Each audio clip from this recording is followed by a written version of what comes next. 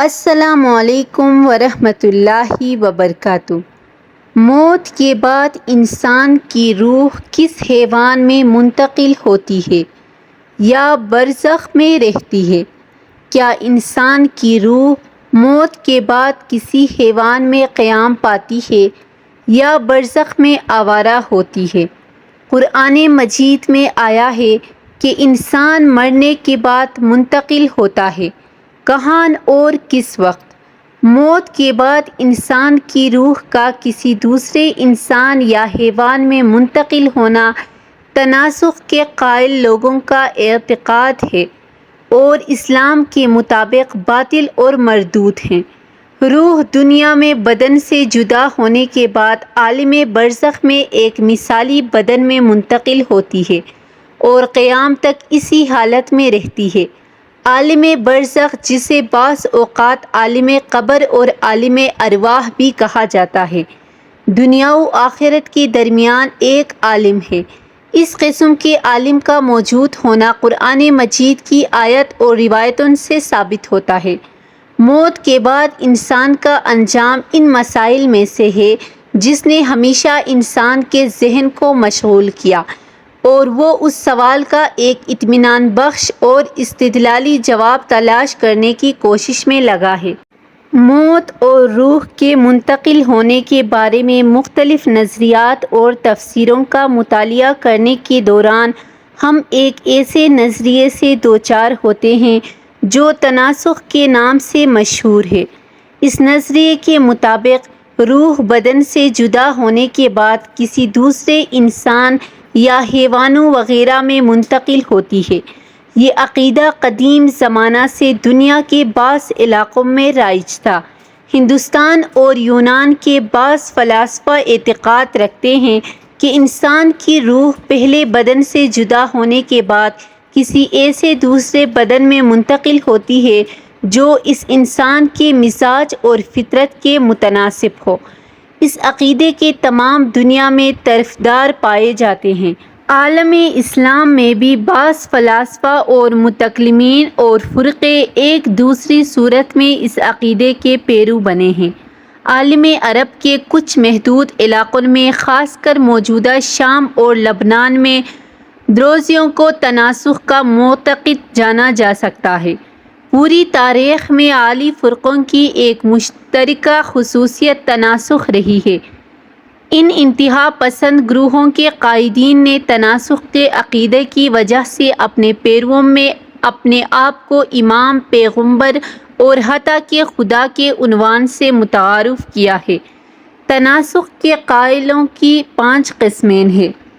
نسوخیہ، ان کا اعتقاد ہے کہ مرنے کے بعد انسان کی روح کسی دوسرے انسان میں منتقل ہوتی ہے۔ اگر مرنے والا انسان اچھا ہو تو اس کی روح نیک انسان کے بدن میں منتقل ہوتی ہے، اور اگر برا ہو تو اس کی روح کفار و فجار کے بدن میں منتقل ہوتی ہے۔ مسوخیہ، ان کا اعتقاد ہے کہ مرنے والا انسان نیک ہو تو اس کی روح اچھے حیوانوں میں جیسے بلبل اور قمری فاختہ میں منتقل ہوتی ہے، اور اگر مرنے والا انسان برا ہو تو اس کی روح کتے اور سور جیسے برے حیوانوں میں منتقل ہوتی ہے۔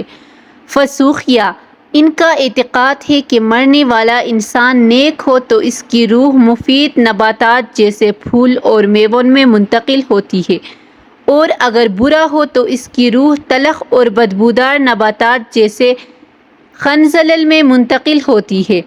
رسوخیہ، ان کا اعتقاد ہے کہ نیک انسانوں کی روح قیمتی معدنیات جیسے جواہرات میں منتقل ہوتی ہے، اور برے انسانوں کی روح پست معدنیات میں منتقل ہوتی ہے۔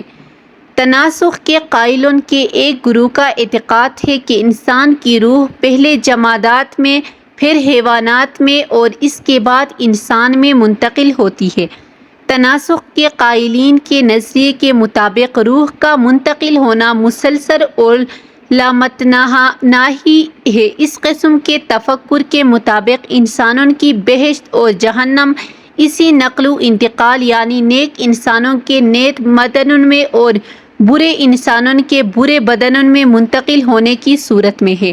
ان کے اعتقاد کے مطابق روح کا یہ نقل و انتقال تب تک جاری رہتا ہے یہاں تک کہ روح پاک و صاف ہو کر آسمان کی طرف جائے اور فرشتوں کے بدن میں قیام پا کر ملائکہ میں تبدیل ہو جائے۔ اسلام کے نظریے کے مطابق تناسخ باطل اور مردود ہیں۔ اس کے باطل ہونے کی دلائل جاننے کے لیے آپ ہمارے اس سائٹ کے سوال دیدگاہ اسلام دربار تناسخ کا مطالعہ کر سکتے ہیں۔ امام صادق نے ایک طولانی حدیث میں فرمایا ہے، تناسخ کے قائلین نے دین کے راہ کو چھوڑ کر گمراہی اختیار کی ہے اور اپنے نفس کو شہوت کی سرزمین پر قرار دیا ہے۔ ان کے لیے نہ بہشت ہے اور نہ جہنم، اور نہ پھر سے زندہ ہونا۔ ان کے لیے قیامت وہی ایک بدن سے روح کے نکل کر دوسرے بدن میں داخل ہونا ہے۔ اسلام کے نظریے کے مطابق موت دنیاوی زندگی کا خاتمہ اور مادی بدن سے روح کا جدا ہونا ہے، اور اس کے بعد روح برزخ کے مثالی بدن میں داخل ہو کر نئی زندگی کا آغاز کرتی ہے۔ مثالی جسم اور بدن مادی جسم کے مشابہ ہے، لیکن اس میں مادی بدن کی بہت سی خصوصیات نہیں ہیں۔ امام صادق فرماتے ہیں، جب خداوند متعال ایک مومن کی روح کو قبض کرتا ہے تو اسے دنیاوی بدن جیسے ایک بدن میں قرار دیتا ہے۔ مرنے کے بعد انسان کے انجام کے بارے میں قابل بیان ہے کہ حقیقت میں انسان 2 مرتبہ مرنے اور 2 مرتبہ زندہ ہونے کا تجربہ کرتا ہے۔ قرآن مجید اس موضوع کے بارے میں یوں ارشاد فرماتا ہے، وہ لوگ کہیں گے پروردگار تو نے ہمیں 2 مرتبہ موت دی اور 2 مرتبہ زندگی عطا کی، تو اب ہم نے اپنے گناہوں کا اقرار کر لیا ہے، تو کیا اس سے بچ نکلنے کی کوئی سبیل ہے؟ بعض مفسرین نے کہا کہ 2 مرتبہ موت اور 2 مرتبہ زندگی سے مراد دنیا کی موت اور برزخ کی زندگی، اور برزخ کی موت اور حساب کے لیے قیامت میں زندہ ہونا ہے۔ لیکن برزخ کیا ہے؟ برزخ 2 چیزوں مادہ و روح کے درمیان فاصلہ حائل اور واسطہ ہے، اور عالم مثال کو اس لیے عالم برزخ کہتے ہیں کہ اجسام کثیفہ مادری اور عالم ارواح مجرد کے درمیان فاصلہ ہے، اور دنیا و آخرت کے درمیان فاصلہ ہے۔ عالم برزخ کو کبھی عالم قبر اور عالم ارواح بھی کہا جاتا ہے۔ برزخ دنیا و آخرت کے درمیان ایک عالم ہے۔ اس قسم کے عالم کے وجود کے بارے میں قرآن مجید کی آیات و روایات دلیل پیش کرتی ہیں۔ قرآن مجید کی بعض آیات میں مرنے کے بعد برزخی زندگی کی بات کی گئی ہے۔ من جملہ اس آیہ کریمہ میں ارشاد ہوتا ہے، ان کے پیچھے ایک عالم برزخ ہے جو قیامت کے دن تک قائم رہنے والا ہے۔ بظاہر اس آیت سے دنیا و آخرت کے درمیان ایک عالم کے وجود کا ثبوت ملتا ہے۔